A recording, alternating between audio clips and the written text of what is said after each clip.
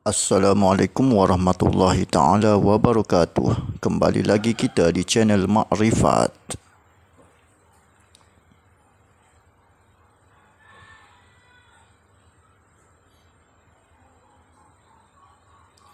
Sebelum itu sahabat sekalian, jangan lupa subscribe all, like, komen dan share supaya ianya bermanfaat kepada orang lain juga.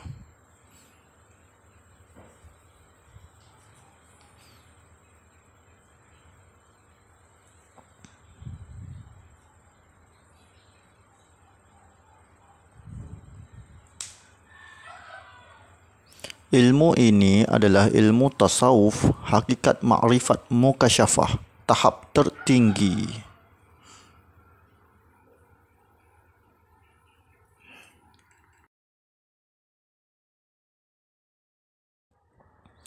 Membuat fitnah terhadap ilmu Allah adalah berdosa besar.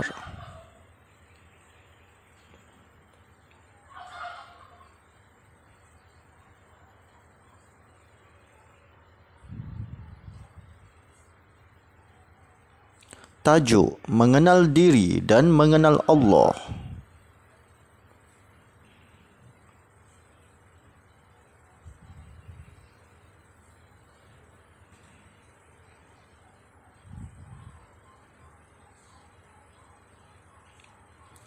Ketahuilah oleh kita semua bahawa Rasulullah mengenal diri dan mengenal Allah. Bahkan semua para Rasul dan Nabi serta para wali mengenal diri dan mengenal Allah Subhanahu wa Ta'ala.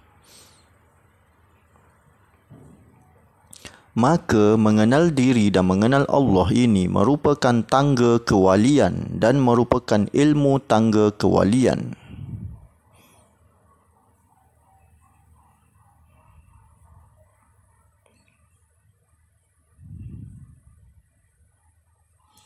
Dalam Al-Quran menyebut di dalam surah Az-Zariyat ayat 21, wa fi anfusikum afala tubsirun.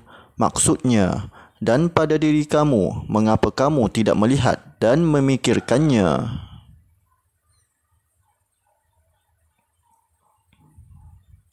Dalam hadis menyebut, man arafa nafsahu faqad arafa rabbahu. Maksudnya, jika kamu ingin kenal Tuhan, maka kenallah diri kamu dahulu. Hadis ini ranking hadis tahap tinggi sehingga ahli syariat dan wahabi mengatakan hadis ini dhaif kerana pening memikirkan maksudnya. Dalam hadis menyebut, awwaluddin ma'rifatullah. Maksudnya, seawal-awal agama itu adalah mengenal Allah.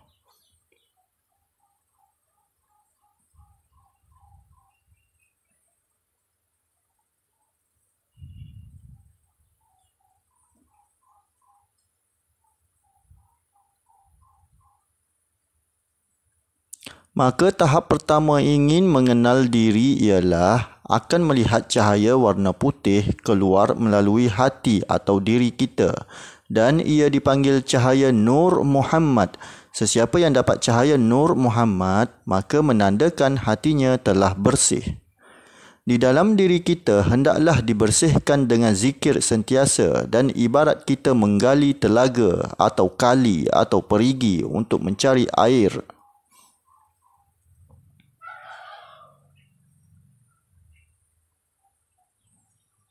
Dosa kita hendaklah dibersihkan. Roh kita hendaklah juga dibersihkan. Hati kita juga hendaklah dibersihkan. Maka kita zikir lagi hari ke hari, maka makom kita akan naik ke makom rohani atau makom perak atau makom tajalli.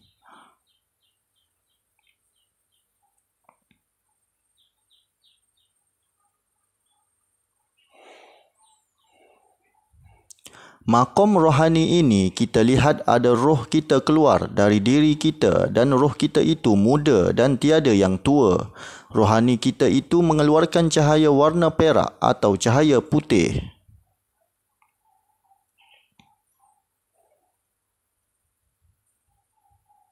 Apabila kita sudah mencapai makom rohani, maka menandakan kita telah mematikan 3 nafsu utama, iaitu nafsu iblis, iaitu nafsu amarah, nafsu lawamah dan nafsu mulhamah.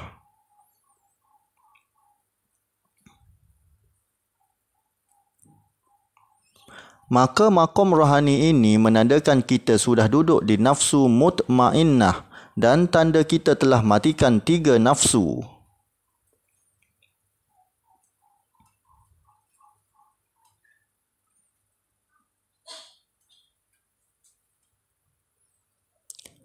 Mautu qoblan anta mautu, maksudnya matilah kamu sebelum kamu mati. Mati di sini merujuk matikan nafsu.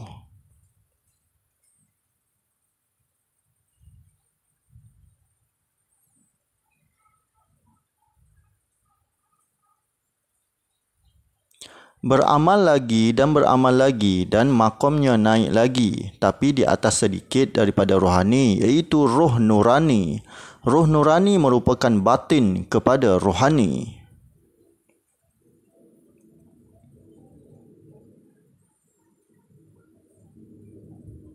Roh nurani juga duduk di nafsu mutmainnah, juga cuma wajahnya lebih muda sedikit daripada wajah rohani. Kita melihat cahaya warna perak dan ada roh kita di dalam cahaya Nur Muhammad tersebut.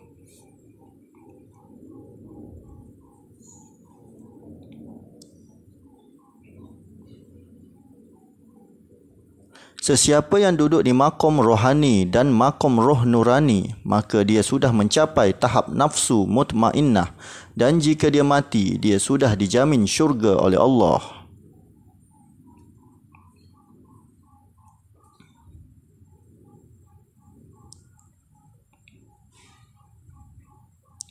Dalam Al-Quran surah Al-Fajri ayat 20 hingga 27, Ya ayyatuhan nafsul mutmainnah irji'i ila rabbiki radiyatan mardiyah fadkhuli fi ibadi wadkhuli jannati.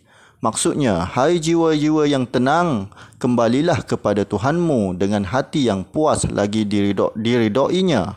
Maka masuklah ke dalam jamaah hamba-hambaku, masuklah ke dalam syurgaku. 10 sahabat yang dijamin syurga itu, mereka telah mengenal diri ini, sebab itu mereka dijamin syurga.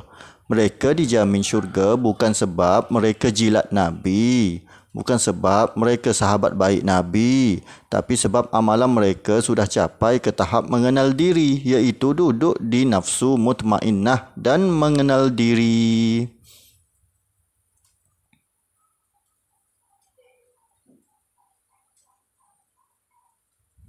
Sebab itu dalam hadis Rasulullah bersabda, ahli syurga tiada orang tua, semuanya muda, iaitu orang yang kenal diri ini muda dan tidak pernah tua.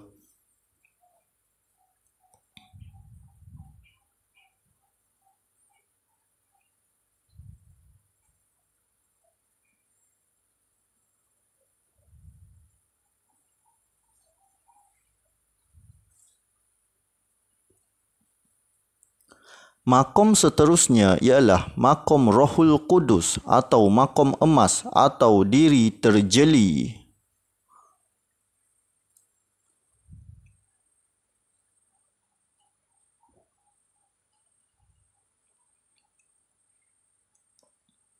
Untuk mencapai tahap ini, hendaklah seseorang istiqamah dalam ibadahnya 1/2 malamnya barulah dapat, dan hendaklah ikhlas dalam ibadah.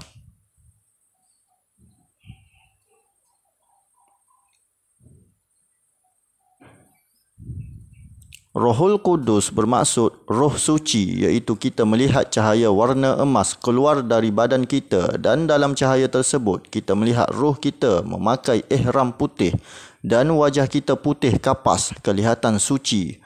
Sebab itu dipanggil roh suci atau Rohul Qudus, kerana Tuhan sandarkan sifat suci itu kepada roh tersebut.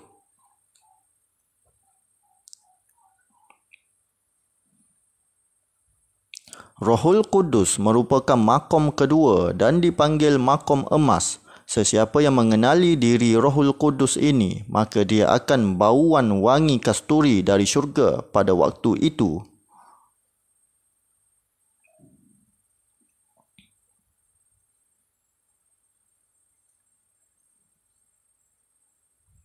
Rohul Qudus adalah seperti pangkat inspektor polis jika di dunia ini, maka seperti itulah pangkat di akhirat. Sesiapa yang telah mengenal diri, maka dia telah capai maqam wali yang kecil.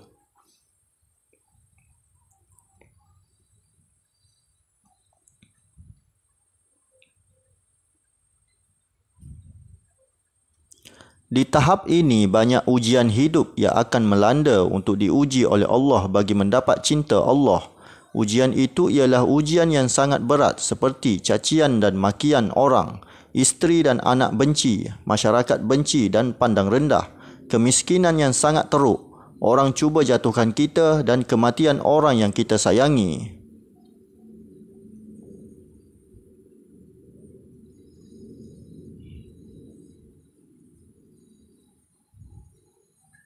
Hendaklah kita melalui cobaan dan ujian berat itu dengan redha jika kita mahu lulus ujian ini dan jika kita mahu naik maqam yang seterusnya.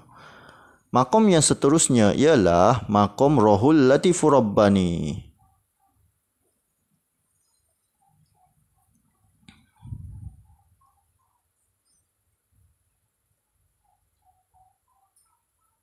Maqam Rohul Latifur Rabbani atau maqam intan atau dipanggil diri terperi ini adalah sandaran sifat lemah lembut Tuhan terhadap roh tersebut.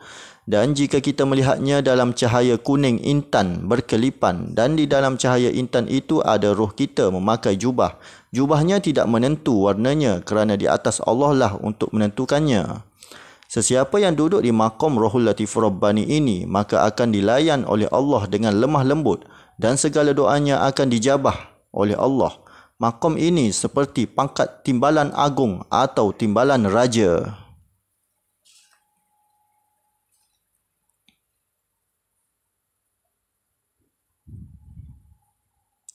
Sesiapa yang duduk di maqam Rohul Latifur Rabbani ini, dia akan merasakan redha, semua cukup dan sentiasa bersyukur serta terlalu merindui Allah sehingga dia terasyik tumpukan zikir hatinya tidak pernah putus kerana terlalu cinta kepada Allah.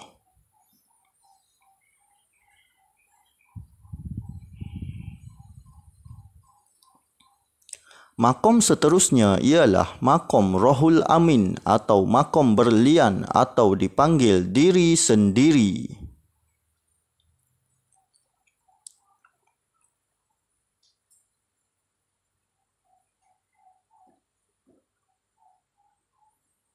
Maqam Rohul Amin ini adalah mengeluarkan cahaya warna berlian dan memancar seperti cahaya matahari terang benderang sehingga mata kita ingin pecah melihatnya.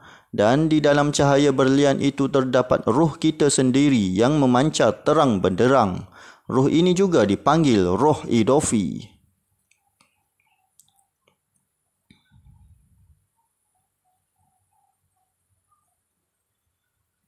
Rohul Amin merupakan diri Muhammad yang sebenar-benarnya, sebab itu digelar Roh Al-Amin. Sempena gelaran Nabi Muhammad Al-Amin iaitu diri Muhammad batin yang sebenar-benarnya.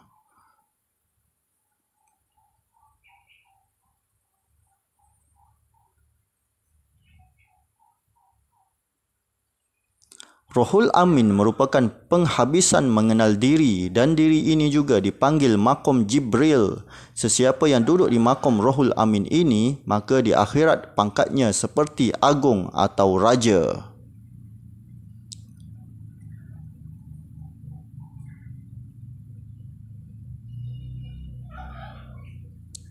Jika sesiapa yang duduk di maqam ini, maka Tuhan akan ajarkan ilmu laduni untuknya, iaitu ilmu daripada Allah terus-menerus. Jika orang itu bodoh, maka Allah akan ajar sehingga orang itu menjadi pandai. Dan jika orang itu tidak pandai Al-Quran, maka Allah akan ajar ayat Al-Quran dan hadis kepadanya sehingga akan ingat sampai mati ilmu laduni tersebut. Di sinilah juga terlahir keramat atau karomah yang luar biasa yang diajarkan langsung dari Allah Subhanahu Wa Taala. Tapi jangan terlekat dengan keramat, kerana ini baru penghabisan diri, belum lagi kenal Tuhan. Janganlah hiraukan lagi keramat tersebut jika mahu kenal Tuhan.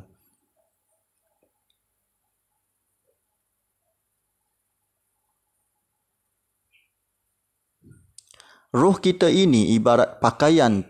Tempat paling dalam di dalam diri kita ialah zat Allah.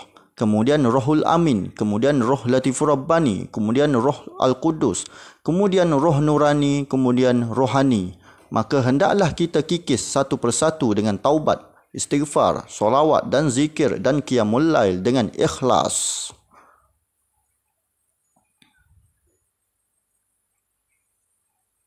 Makom ini adalah penghabisan mengenal diri, tapi jangan terhenti di sini. Naiklah lagi makomnya. Kenallah Tuhanmu dahulu dengan beramal istiqomah dan ikhlas, dan jangan terlekat dengan tawaran karomah atau keramat. Maka hendaklah beramal lagi dan lagi setiap hari istiqomah tahajud 1/2 malam. Maka Allah akan angkat kita ke makom zat.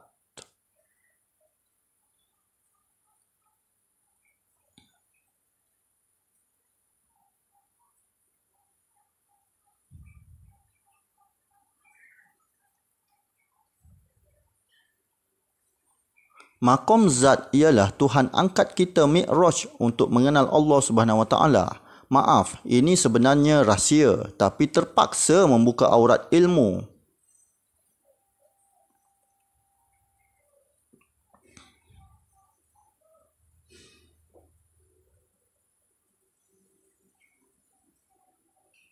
Saya terpaksa buka aurat ilmu kerana dunia sudah mahu kiamat.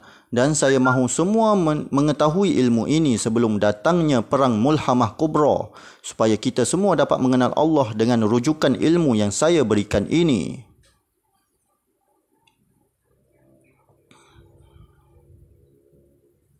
Maka ada orang Tuhan angkat naik ke langit ke-7 dan Sidratul Muntaha untuk berjumpa dengan zat Allah. Di atas sana dipanggil Tuhan atau dipanggil Hu. Di bawah ini dipanggil Allah kerana zatnya meliputi kat bawah ini dan seluruh semesta alam.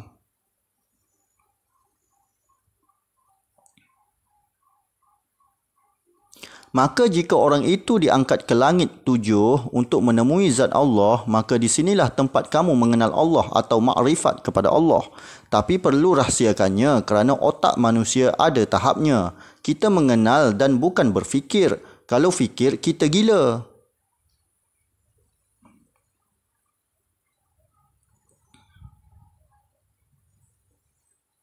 Maka di sini leburlah kita dalam pandangan kita sendiri bahawa segala roh, jasad dan semua hancur melihat zat Allah itu, iaitu hancur dalam pandangan kita. Kita melihat diri kita kosong tapi kita hidup tapi hancur. Yang ada hanya zat Allah semata-mata.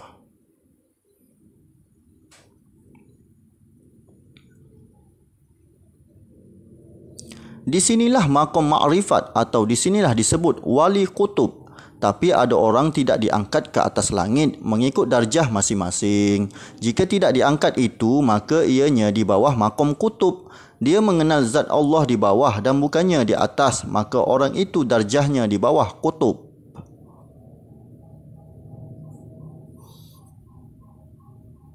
Maka melihat zat Tuhan wajibul wujud ini adalah tempat yang paling sedap, tidak terkata sehingga terkeluar air mani kerana terlalu sedapnya duduk di sini. Maka di sinilah disebut wahdatul wujud atau fana'ul fana'.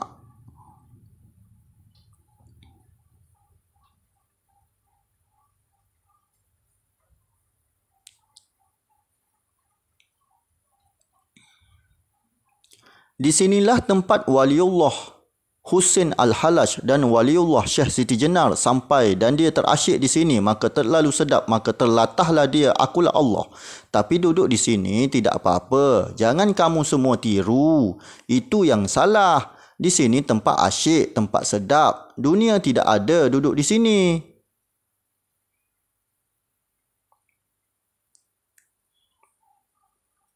Tapi itu bukan tempat kita, itu tempat takhta Tuhan. Kamu tidak boleh terfana di situ.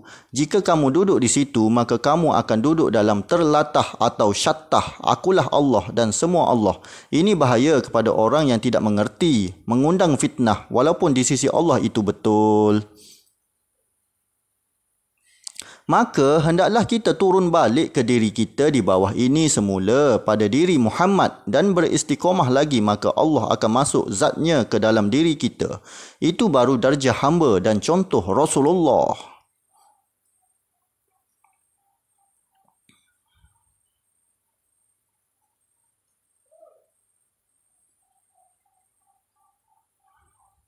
Zat Allah masuk ke dalam diri kita melalui ubun-ubun kita dan masuk ke dalam badan kita, maka menyalalah diri kita dengan cahaya nur zat, terang benderang cahayanya.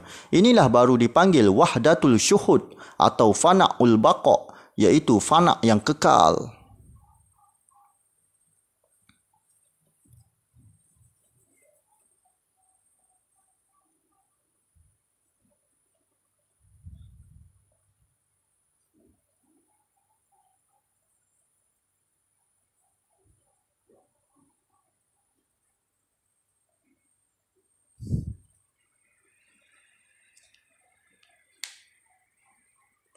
Maka lengkaplah kalimah syahadat kita, iaitu asyhadu an la ilaha illallah wa asyhadu anna muhammadar rasulullah. Bermaksud dari segi makrifat ialah aku bersaksi akulah melihat Allah dan aku bersaksi mengikuti jejak Nabi Muhammad pesuruh Allah. Itulah maksud kalimah syahadat sebenar melalui ilmu makrifat.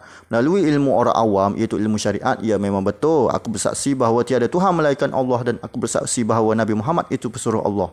Itu bagi orang yang tidak mengenal lagi.